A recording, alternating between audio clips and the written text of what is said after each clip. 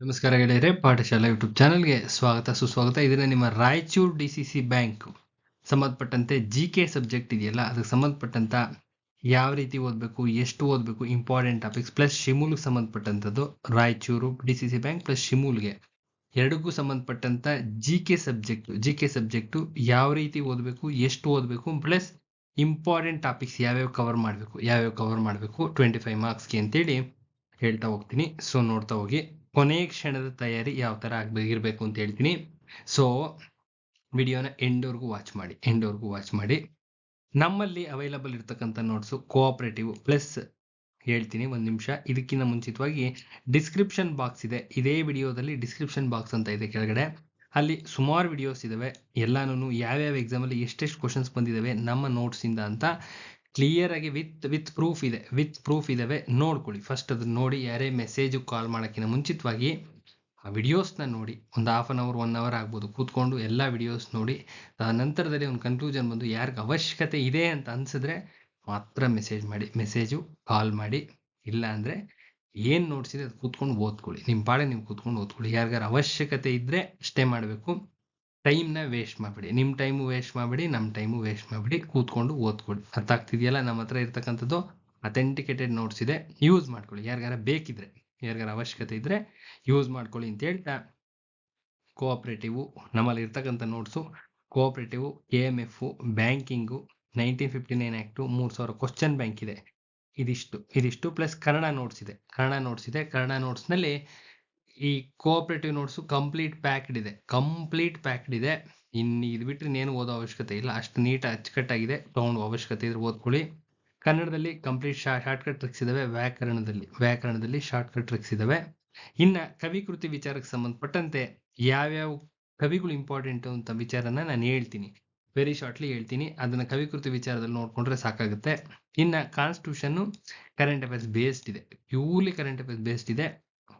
Highest score ಮಾಡ್ಬೋದು. ನಿಮ್ಮ Bengaluru city cooperative bank 25ಕ್ಕೆ 23 ಕ್ವಶನ್ ಆಗಿತ್ತು. ಜಮಖಂಡಿಯಲ್ಲಿ 25ಕ್ಕೆ 25 ಆಗಿತ್ತು. ಇವೆಲ್ಲ ವಿಡಿಯೋಸ್ ಇದಾವೆ, ಚೆಕ್ ಮಾಡ್ಕೊಳ್ಳಿ. ನೆಕ್ಸ್ಟ್, ಯಾರಿಗಾರು ನೋಟ್ಸ್ ಅವಶ್ಯಕತೆ ಇದ್ರೆ ಈ ನಂಬರ್ ಕಾಂಟ್ಯಾಕ್ಟ್ ಮಾಡಿ ಅಂತ ಹೇಳ್ತಾ, ನಮ್ಮಲ್ಲಿ ಫ್ರೀ ಆಫ್ ಕಾಸ್ಟ್ ಕೊಡ್ತಾ ಇರ್ತಕ್ಕಂಥದ್ದು ಇಂಗ್ಲೀಷ್ ನೋಟ್ಸು. ಇಂಗ್ಲೀಷು ಸುಮಾರು 1000+ ಪೀಪಲ್ಗೆ ಏನೇನು ಹಾಕಿದ್ದೀವಿ ಅದಷ್ಟು ನೋಟ್ಸು ಫ್ರೀ ಇರುತ್ತೆ. ಆಯ್ತಾ? ಇನ್ನು ಕನ್ನಡ ಸಾಹಿತ್ಯಕ್ಕೆ ಸಂಬಂಧಪಟ್ಟಂತೆ ಯಾರ್ಯಾರು ಕವಿಗಳು ಅಷ್ಟೇ ನಾನು ಹೇಳ್ತಾ ಇರೋದು. ನೋಟ್ಸ್ ಅಲ್ಲ, ಇದು ನೋಟ್ಸ್ ಅಲ್ಲ. ಕನ್ನಡ ಸಾಹಿತ್ಯದು ನೋಟ್ಸ್ ಅಲ್ಲ. ಕ್ಲಿಯರ್ ಆಗಿ ಹೇಳ್ತೇನೆ, ಇದು ನೋಟ್ಸ್ ಅಲ್ಲ. ನೋಟ್ಸ್ ಇಲ್ಲಿದೆ. ಕನ್ನಡ ನೋಟ್ಸ್, ಡೀಟೇಲ್ ನೋಟ್ಸ್ ಇಲ್ಲಿದೆ. ಕ್ಲಿಯರ್? ಇದು ಜಸ್ಟ್ ಯಾವ್ಯಾವ ಕವಿಗಳು ಇಂಪಾರ್ಟೆಂಟ್ ಕವಿಗಳು ಒಂದು ಏನ್ಷಿಯಂಟಲ್ಲಿ, ಮಿಡಿವಲಲ್ಲಿ, ಮಾಡರ್ನಲ್ಲಿ ಯಾರ್ಯಾರು ಇಂಪಾರ್ಟೆಂಟು, ಆ ಎಕ್ಸಾಮಿನೇಷನ್ಗೆ ಯಾವ ಬರ್ತವೆ ಅಂತ ಹೇಳ್ತೀನಿ. ಅದು ಓದ್ಕೊಳ್ರಿ. ನೋಟ್ಸ್ ಯಾರು ತೊಗೊಂಡಿದ್ರೆ ತುಂಬ ಅನುಕೂಲ ಆಗುತ್ತೆ. ಓದ್ಕೊಳ್ಳಿ. ಇನ್ನು ಕರೆಂಟ್ ಅಫೇರ್ಸು, 1 ವರ್ಷದ current affairs free of cost ಕೊಡ್ತೀವಿ. ಓದ್ಕೊಳ್ಳಿ. ಒಳ್ಳೇದಾಗಲಿ. ನೆಕ್ಸ್ಟ್ ನೋಡ್ತಾ ಹೋಗೋಣ. ನೆಕ್ಸ್ಟ್ GK ತುಂಬ vast subject. Very vast subject ಇದು. ಇದನ್ನ ಎಂಟೈರ್ GK ಕವರ್ ಮಾಡ್ತೀವಿ ಅಂದ್ರೆ ತುಂಬಾ ಕಷ್ಟ. ಎಂಟೈರ್ GK ಕವರ್ ಮಾಡ್ಲಿಕ್ಕೆ ತುಂಬಾ ಕಷ್ಟ ಆಗುತ್ತೆ. ಸೊ ಅದಕ್ಕೋಸ್ಕರ important topics, most repeated topics ನ ಸೆಲೆಕ್ಟ್ ಮಾಡಿಕೊಂಡು ಇದ್ರ ಜೊತೆನಲ್ಲಿ ಇದನ್ನ ಕರೆಂಟ್ ಅಫೇರ್ಸ್ ಜೊತೆ ಕಂಪೇರ್ ಮಾಡಿ, ಬ್ಲೆಂಡ್ ಮಾಡಿ ಯಾರು ಓದ್ತಾರೆ ಅವ್ರದ್ದು ಸ್ಕೋರಿಂಗ್ ಹೈಕ್ ಆಗುತ್ತೆ. ಸಿಂಪಲ್. ಕರೆಂಟ್ ಅಫೇರ್ಸ್ನ ಇದಕ್ಕೆ ಕಂಪೇರ್ ಮಾಡಿ ಯಾರು ಓದ್ತಾರೆ, ಅವ್ರದ್ದು ಸ್ಕೋರಿಂಗು ಹೈಕ್ ಆಗುತ್ತೆ. ಕರೆಂಟ್ ಅಫೇರ್ಸ್ 1 ವರ್ಷದ ಕರೆಂಟ್ ಅಫೇರ್ಸು ಓದಿರ್ಬೇಕು. 1 ವರ್ಷದ ಕರೆಂಟ್ ಅಫೇರ್ಸು ಪಕ್ಕಾ ಓದಿರ್ಬೇಕು. ಓದಿತ್ತು ಅಂದ್ರೆ GK ಎತ್ಕೋಬಹುದು. ಒಳ್ಳೆ ಸ್ಕೋರ್ ಆಗುತ್ತೆ. 25 ಏನಿಲ್ಲ ಅಂದ್ರೆ ಒಂದು 18 to 20 ಆದ್ರೆ ಅದೇ ಮ್ಯಾಕ್ಸಿಮಮ್. ಅಷ್ಟಂತೂ ರೀಚ್ ಮಾಡ್ಬೋದು, ಆರಾಮ್ಸೆ ರೀಚ್ ಮಾಡ್ಬೋದು. ಇನ್ನು ಇಂಪಾರ್ಟೆಂಟ್ ಟಾಪಿಕ್ಸ್ ಯಾವ್ದಾವ್ದಪ್ಪ ಅಂತ ನೋಡ್ತಾ ಹೋದ್ರೆ, ಅನ್ವರ್ತನಾಮಗಳ ಮೇಲೆ ಕಾಮನ್ ಆಗಿ ಒಂದು ಕ್ವಶನ್ ತೆಗೆದಿರ್ತಾರೆ. ಅನ್ವರ್ತನಾಮಗಳು ಅಂತ ಬರ್ತವೆ. ಸ್ಟ್ಯಾಟಿಕ್ GKನಲ್ಲಿ ಅನ್ವರ್ತನಾಮಗಳು ಅಂತ ಬರುತ್ತೆ. ಒಂದು ಕ್ವಶನ್ ಡೆಫಿನೆಟ್ ಆಗಿರುತ್ತೆ. ಇನ್ನು ಬುಡಕಟ್ಟು ಜನಾಂಗಗಳು, ಇದು ಕರೆಂಟ್ ಅಫೇರ್ ಬೇಸ್ಡ್ ಇರುತ್ತೆ. ಬುಡಕಟ್ಟು ಜನಾಂಗಗಳು ಕರೆಂಟ್ ಅಫೇರ್ಸ್ ಅಲ್ಲಿ ಯಾವ್ದಾರು ಇತ್ತು ಅಂದ್ರೆ ಅದನ್ನೇ ತೆಗೆದಿರೋ ಚಾನ್ಸಸ್ ಇರುತ್ತೆ. ಇನ್ನು ನಿಧನ ಪ್ಯೂರ್ಲಿ ಕರೆಂಟ್ ಅಫೇರ್ಸು ಅರ್ಥ ಆಗ್ತಾ ಇದೆಯಲ್ಲ, ಕೇಳಿರ್ತಾರೆ. ಭೈರಪ್ಪನವ್ರು ಕೇಳೋ ಚಾನ್ಸಸ್ ತುಂಬಾ ಜಾಸ್ತಿ ಇದೆ. ಓದ್ಕೊಳ್ಳಿ. ಇನ್ನು ಪ್ರಮುಖ ಸಂಸ್ಥೆಗಳು ಇರ್ತಕ್ಕಂಥ ಸ್ಥಳ ಕರೆಂಟ್ ಅಫೇರ್ಸ್ ಬೇಸ್ಡ್ ಇರುತ್ತೆ, ಕೇಳ್ತಾರೆ. ಇನ್ನು ಕರ್ನಾಟಕದ ವಿಶೇಷತೆಗಳು ಅಂದ್ರೆ ಜನಸಂಖ್ಯೆ ಆಗಿರ್ಬೋದು, ಪ್ರೇಕ್ಷಣೀಯ ಸ್ಥಳಗಳಾಗಿರ್ಬೋದು, ಯಾವ್ಯಾವ ಇದಾವೆ ಎಲ್ಲ ಬರ್ತವೆ. ಎಲ್ಲ ನೋಡ್ಕೋಬೇಕು. ಭಾರತದ ವಿಶೇಷತೆನೂ ಅಷ್ಟೇನೆ. ಇನ್ನು ಭಾರತದ ಅತಿ ದೊಡ್ಡ ಎತ್ತರದ ವಿಶೇಷತೆಗಳು ಎಲ್ಲ ಬರ್ತವೆ. ಎತ್ತರದ ಹೈಯೆಸ್ಟ್ ಪೀಕಲ್ಲಿ ಇರ್ತಕ್ಕಂಥವು ಎಲ್ಲ ಬರ್ತವೆ. ಇದು 1 ಮಾರ್ಕ್ಸ್ ಬರೋ ಚಾನ್ಸಸ್ ತುಂಬಾ ಜಾಸ್ತಿ ಇದೆ. ಇನ್ನು ಪ್ರಥಮಗಳ ಮೇಲೂ ಅಷ್ಟೇ ಒಂದು ಕ್ವಶನ್ ಡೆಫಿನೆಟ್ ಆಗಿರುತ್ತೆ. ಇನ್ನು ದಿನಾಂಕಗಳ ಮೇಲೆ ಡೆಫಿನೆಟ್ ಆಗಿ ಒಂದು ಕ್ವಶನ್ ತೆಗೆದಿರ್ತಾನೆ. ಯಾವ್ದು ಬೇಕಾದ್ರೂ ತೆಗೆದಿರ್ಬೋದು. ಯಾವ ದಿನಾಂಕ ಅಂತ ಪ್ರಿಡಿಕ್ಟ್ ಮಾಡ್ಲಿಕ್ಕೆ ಸಾಧ್ಯನೇ ಇಲ್ಲ. ಯಾವ್ದು ಕರೆಂಟ್ ಅಫೇರ್ಸ್ ಅಲ್ಲಿ ಇರುತ್ತೆ ಅದು ನೋಡ್ಕೊಂಡ್ರೆ ಸೇಫ್ಟಿ. ಇನ್ನು ಸೂಚ್ಯಂಕಗಳು ಅಷ್ಟೇ ಬೇಸ್ಡ್ ಆನ್ ಕರೆಂಟ್ ಅಫೇರ್ಸ್. ಇದು ಅಷ್ಟೇ ಧರ್ಮಗಳ ಬಗ್ಗೆ ಕರೆಂಟ್ ಅಫೇರ್ಸ್ ನಲ್ಲಿ ಏನಾದ್ರು ಇದ್ರೆ ತೆಗಿತಾನೆ, ಇಲ್ಲಾಂದ್ರೆ ಎಲ್ಲಾ ಧರ್ಮಗಳು ನೋಡ್ಕೊಂಡಿದ್ರೆ ಸೇಫ್ಟಿ. ಇನ್ನು ನೇಮಕಾತಿಗಳು 1 ಇಯರ್ ನೋಡ್ಕೋಬೇಕು. ಪ್ಯೂರ್ಲಿ ಕರೆಂಟ್ ಅಫೇರ್ಸ್ ಇರುತ್ತೆ. ಇದ್ರಲ್ಲಿ ಏನು ಅನುಮಾನನೇ ಬೇಡ, ಪ್ಯೂರ್ಲಿ ಕರೆಂಟ್ ಅಫೇರ್ಸ್ ಇರುತ್ತೆ.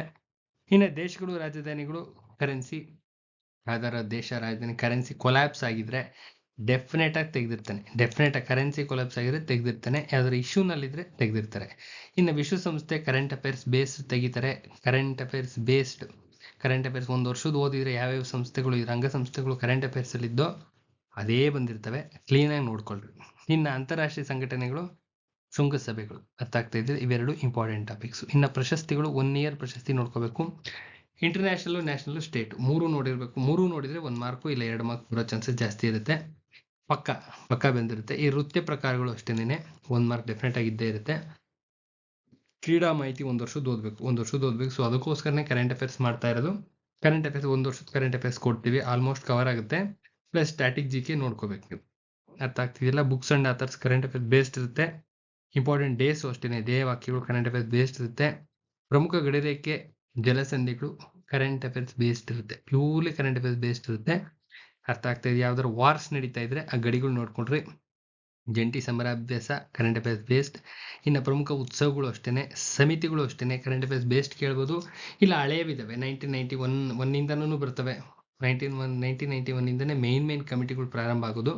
ಕೇಳ್ತಾರೆ. ಇನ್ನು ಇತಿಹಾಸದ ಪ್ರಮುಖ ಯುದ್ಧಗಳು ಬರ್ತಾವಲ್ಲ, ತುಂಬಾನೇ ಇಂಪಾರ್ಟೆಂಟ್ ಯುದ್ಧಗಳು ಕೇಳ್ತಾರೆ, ಇಂಪಾರ್ಟೆಂಟ್ ಅದು. ಇನ್ನು ಭಾರತದ ಭೂಗೋಳದಲ್ಲಿ ಗ್ರಹಗಳು, ಅದ್ರ ಬಗ್ಗೆ ವಿಶೇಷತೆಗಳು, ಯಾವ್ಯಾವ ಗ್ರಹಗಳು ಎಲ್ಲೆದು, ಎಷ್ಟು ದೂರ ಇದಾವೆ, ಏನೇನು ಅದರ ಸ್ಪೆಷಾಲಿಟಿ, ಏನೇನು ತುಂಬಾನೇ ಇದಾವೆ. ದೂರದ್ದು ಯಾವುದು, ಹತ್ತಿರದ್ದು ಯಾವುದು, ಈ ತರ ಸುಮಾರು ಕ್ವಶನ್ಸ್ ಟ್ಯಾಗ್ ಆಗಿದಾವೆ. ಅದ್ರ ಮೇಲೆ ನೋಡ್ಕೊಳ್ರಿ. ಇನ್ನು ಇತಿಹಾಸದ ಕಾಲಾನುಕ್ರಮದ ಮೇಲೆ ಒಂದು ಕ್ವಶನ್ ಇರುತ್ತೆ. ಇದಿಷ್ಟು ಟಾಪಿಕ್ನ ಯಾರು ಕವರ್ ಮಾಡ್ತೀರಾ, 1 ಇಯರ್ ಕರೆಂಟ್ ಅಫೇರ್ಸ್ ಓದಿ, 1 ಇಯರ್ ಕರೆಂಟ್ ಅಫೇರ್ಸ್ ಮುಗಿಸಿ ಇಷ್ಟು ಟಾಪಿಕ್ ಕವರ್ ಮಾಡಿದ್ರೆ ಒಳ್ಳೆ ಸ್ಕೋರ್ ಆಗುತ್ತೆ. But this not enough. Next part ಅಲ್ಲಿ ಕಂಟಿನ್ಯೂ ಮಾಡ್ತೀನಿ. ಪಾರ್ಟ್ 2 ನಲ್ಲಿ ಇಂಪಾರ್ಟೆಂಟ್ ಟಾಪಿಕ್ಸ್ ಕಂಟಿನ್ಯೂ ಆಗುತ್ತೆ. ಇದಿಷ್ಟನ್ನು ಕೂತ್ಕೊಂಡು ನೋಟ್ಸ್ ಮಾಡ್ಕೊಳ್ಳಿ. Current affairs 1 year current affairs ಯಾರ್ಯಾರು ನಮ್ಮಲ್ಲಿ ನೋಟ್ಸ್ ತಗೊಂಡಿದ್ರೆ ಅಷ್ಟು ಜನಕ್ಕೆ ಫ್ರೀ ಇರುತ್ತೆ. ಕಳಿಸ್ಕೊಡ್ತೀವಿ. ಅಥೆಂಟಿಕೇಟೆಡ್ ಪಕ್ಕಾ ಬರುವಂಥದ್ದು ಕರೆಂಟ್ ಅಫೇರ್ಸ್ ಬೇಸ್ಡ್ ಏನೇನಿದಾವೆ ಎಲ್ಲ ಜಿಕೆ ಅದನ್ನೆಲ್ಲ ರೆಡಿ ಮಾಡಿ ಕಳಿಸ್ಕೊಡ್ತೀವಿ. ಕೂತ್ಕೊಂಡು ಓದ್ಕೊಳ್ಳಿ. ಅರ್ಥ ಆಗ್ತಿದೆಯಲ್ಲ. ನೋಟ್ಸ್ ಯಾರಿಗಾರ ಅವಶ್ಯಕತೆ ಇದ್ರೆ ಆ ಮುಂದೆಗಡೆ ಇರ್ತಕ್ಕಂಥ ನಂಬರ್ಗೆ ಕಾಲ್ ಮಾಡಿ ಸಂಪೂರ್ಣವಾಗಿ ಕಳಿಸ್ತಕ್ಕಂಥ ವ್ಯವಸ್ಥೆ ಮಾಡ್ತೀವಿ. ಅರ್ಥ ಆಗ್ತಿದೆಯಲ್ಲ. ಕೂತ್ಕೊಂಡು ಓದೋ ಕಡೆ ಗಮನ ಇರಲಿ. ಯಾರಿಗಾದ್ರೂ ನೋಟ್ಸ್ ಅವಶ್ಯಕತೆ ಇದ್ರೆ ಮಾತ್ರ ಮೆಸೇಜ್ ಮಾಡಿ. ಅರ್ಥ ಆಗ್ತಿದೆಯಲ್ಲ. ಇನ್ನೊಂದು 15 ಪ್ಲಸ್ ಈ ಕಡೆಯಿಂದ ಲೆಕ್ಕ ಹಾಕಿದ್ರೆ ಎಲ್ಲ ಒಂದು 23 ಡೇಸ್ ಇರ್ಬೋದು. ನಿಮ್ಮ ಯಾವುದಕ್ಕೆ, ರಾಯಚೂರು DCC ಬ್ಯಾಂಕ್ಗೆ ಅಚ್ಚುಕಟ್ಟಾಗಿ ಓದಿ. ನಂಬರ್ ಆಫ್ ಟೈಮ್ ರಿವಿಷನ್ ಜಾಸ್ತಿ ಮಾಡಿ. ಇನ್ನು ಶಿಮೂಲು ಯಾವುದೇ ಕ್ಷಣದಲ್ಲಿ ಅನೌನ್ಸ್ ಆಗ್ಬೋದು, ಅದ್ರ ಬಗ್ಗೆನೂ ಗಮನ ಇರಲಿ. ಯಾವುದೇ ಕ್ಷಣದಲ್ಲಿ ಅನೌನ್ಸ್ ಆಗ್ಬೋದು. ಕೊನೆ ಗಳಿಗೆನಲ್ಲಿ ಓದ್ತೀವಿ ಅಂದ್ರೆ ತುಂಬಾ ಕಷ್ಟ. ಅಷ್ಟು ಸುಲಭ ಅಲ್ಲ. ಕೊನೆ ಗಳಿಗೆಲ್ಲ ಓದೋಕ್ಕಾಗೋದಿಲ್ಲ. ಈಗ ಸಫಿಷಿಯೆಂಟ್ ಟೈಮ್ ಇದೆ. ನೀಟಾಗಿ ನೋಟ್ಸ್ ಇಟ್ಕೊಂಡು ಪ್ರಿಪೇರ್ ಆಗಿ. ಯಾರಿಗಾದ್ರು ನೋಟ್ಸ್ ಅವಶ್ಯಕತೆ ಇದ್ರೆ ತಗೊಂಡು ಓದಿ. ಅರ್ಥ ಆಗ್ತಿದೆಯಲ್ಲ. ವೆರಿ ಶಾರ್ಟ್ಲಿ ನಿಮ್ಮ DCC ಬ್ಯಾಂಕ್ಸು ಇನ್ನೂ ಕಾಲಾಗವು ತುಂಬಾ ಇದಾವೆ. ನೇಮ್ ಯಾವುದು ಅಂತ ಸ್ಪೆಸಿಫೈ ಮಾಡೋದು ಬೇಡ. ಕಾಲಾಗೋದು ಪಕ್ಕ 100% ಕಾಲಾಗ್ತವೆ. 100,000% ಕಾಲಾಗ್ತವೆ. ನಿಮ್ಮ KMFs ಅಷ್ಟೇನೆ 1000% ಕಾಲಾಗ್ತವೆ. ನಿಮ್ಮ KPSC ಕಾಲಾಗ್ತವೆ, KL ಕಾಲಾಗ್ತವೆ. ಇಷ್ಟು ಕಾಲಾಗೋದ್ರಲ್ಲಿ ಯಾವುದೇ ರೀತಿಯಾದಂಥ ಒಂದೇ ಒಂದು ಅನುಮಾನ ಬೇಡ. ಸಾವಿರಾರು ಗಟ್ಟಲೆ ವೇಕೆನ್ಸಿ ಕಾಲಾಗ್ತವೆ. ಓದಿ, ಈಗ್ಲಿಂದಾನೇ ಕೂತ್ಕೊಂಡು ಓದಿ. ಈಗ್ಲಿಂದ ಮಿನಿಮಮ್ ನೀವು DCC ಬ್ಯಾಂಕ್ ಓದ್ಬೇಕು ಅಂದ್ರೆ 3 ತಿಂಗಳು ಬೇಕು. 3 ತಿಂಗಳು ಬೇಕೇ ಬೇಕು. ಸುಮಾರು ಜನ ಕಾಲ್ ಮಾಡ್ತಾ ಇರ್ತೀರಾ. 3 ತಿಂಗಳು ಬೇಕಮ್ಮ, 3 months ಬೇಕೇ ಬೇಕು. ಈಗ್ಲಿಂದಾನೇ ಓದಿ. ಮತ್ ಕಾಲಾದ್ಮೇಲೆ ಓದ್ತೀನಿ ಸರ್ ಅಂದ್ರೆ 3 ತಿಂಗಳು ಮುಂದಕ್ಕೆ ಹೋಗುತ್ತೆ. ನೀವೇ ಓದ್ಬೇಕು, ಬೇರೆ ಯಾರು ಬಂದು ಓದಲ್ಲ. ನಿಮ್ಮ ಎಕ್ಸಾಮ್ನ ನೀವೇ ಓದ್ಬೇಕು. ಈಗ ಓದಿದ್ರೆ ಇನ್ನು 3 ತಿಂಗಳಿಗೆ ಎಲಿಜಿಬಲ್ ಇರ್ತೀರಾ. ಅರ್ಥ ಆಗ್ತಾ ಇದೆಯಲ್ಲ. ಜನವರಿ, ಫೆಬ್ರವರಿ, ಮಾರ್ಚ್ ಹೊತ್ತಿಗೆ ಎಲ್ಲ ಲೋಡೆಡ್ ಆಗಿ ಕಂಪ್ಲೀಟ್ ನಾಲೆಡ್ಜ್ ತಲೆ ಒಳಗಡೆ ಲೋಡೆಡ್ ಆಗಿ ಕೂತಿರುತ್ತೆ. ಮಾರ್ಚ್ ಆನ್ವರ್ಡ್ಸ್ ಯಾವುದೇ ಎಕ್ಸಾಮ್ ಕೊಟ್ರು ನೀವು ಸೆಲೆಕ್ಷನ್ ಆಗ್ತಕ್ಕಂಥ ಚಾನ್ಸಸ್ 100% ಇರುತ್ತೆ. ಕರೆಕ್ಟ್ ಆದ ಅಪ್ರೋಚ್ ಇದ್ರೆ 100% ಸೆಲೆಕ್ಷನ್ ಆಗೋ ಚಾನ್ಸಸ್ ಇರುತ್ತೆ. 3 ತಿಂಗಳು ಕೂತ್ಕೊಂಡು ಸಮಾಧಾನವಾಗಿ ಓದಿದ್ರೆ. ಇಲ್ಲ ನಾವು 10 to 12 hours ವರ್ಕ್ ಮಾಡ್ತೀವಿ, ಏನಾಗುತ್ತೆ ನೋಡೇ ಬಿಡೋಣ ಅಂತಂದ್ರೆ ಒಂದು ಸಾಕು 2 months ಅಲ್ಲಿ ಮುಗಿಸ್ಬೋದು. ನಿಮ್ಮ DCC ಬ್ಯಾಂಕ್ಸ್ ಅಷ್ಟೇ ನಾನು ಮಾತಾಡ್ತಾ ಇರೋದು. DCC ಬ್ಯಾಂಕ್ಸು KMF ಅಷ್ಟೇ ಮಾತಾಡ್ತಾ ಇರೋದು. 2 months ರಿಗರಸ್ ಸ್ಟಡಿ ಅಂದ್ರೆ 2 months ಲೈಬ್ರರಿ ಕೂತ್ಕೊಂಡು 10 to 12 ಅವರ್ಸ್ ಎಫರ್ಟ್ಸ್ ಹಾಕ್ತೀವಿ ಅಂದರೆ ಒಂದು 2 ಮಂತ್ಸಲ್ಲಿ ಕ್ಲಿಯರ್ ಮಾಡ್ಕೊಂಬರ್ಬೋದಮ್ಮ.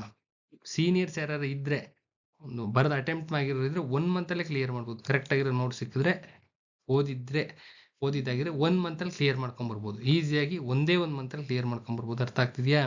ಅದೇ ನಿಮ್ಮ KPSC 6 ಮಂತ್ಸ್ ಬೇಕೇ ಬೇಕು, KEA 6 ಮಂತ್ಸ್ ಬೇಕೇ ಬೇಕು. ಕ್ಲಿಯರ್? ದಯವಿಟ್ಟು ಓದಿ. ಯಾರಿಗಾರ ಗೌರ್ಮೆಂಟ್ ಕೆಲಸ ಬೇಕು ಅಂದರೆ ಇವತ್ತಿನಿಂದಾನೇ ಓದಿ. ಬೆಳಗಾವಿಲಿರೋರು, ಬಾಗಲಕೋಟೆಲಿರೋರು ಯಾರಾದರೂ ಸರಿ, ಎಂಟೈರ್ ಕರ್ನಾಟಕ ಫ್ಲೋನಲ್ಲಿ ಬಂತಷ್ಟೇ ಕೂತ್ಕೊಂಡು ಓದಿ. ಯಾರೇ ಆದರೂ ಸರಿನೇ ಅಚ್ಚುಕಟ್ಟಾಗಿ ಇವತ್ತಿಂದನೇ ಓದಿ. ಅರ್ಥ ಆಗ್ತಿದೆಯಲ್ಲ? ಸುಮಾರು ಜನ ಫೋನ್ ಮಾಡ್ತಾ ಇರ್ತೀರಾ, ಓದೋ ಕಡೆ ಗಮನ ಇರಲಿ. ಒಳ್ಳೇದಾಗಲಿ ಅಂತ ಹೇಳ್ತಾ ಈ ವಿಡಿಯೋನ ಏನು ಮಾಡ್ತಾ ಇದ್ದೀನಿ, ಪಾರ್ಟ್ 2 ಶೀಘ್ರದಲ್ಲೇ ಬರುತ್ತೆ. ಒಳ್ಳೇದಾಗಲಿ, ಓದ್ಕೊಳ್ಳಿ.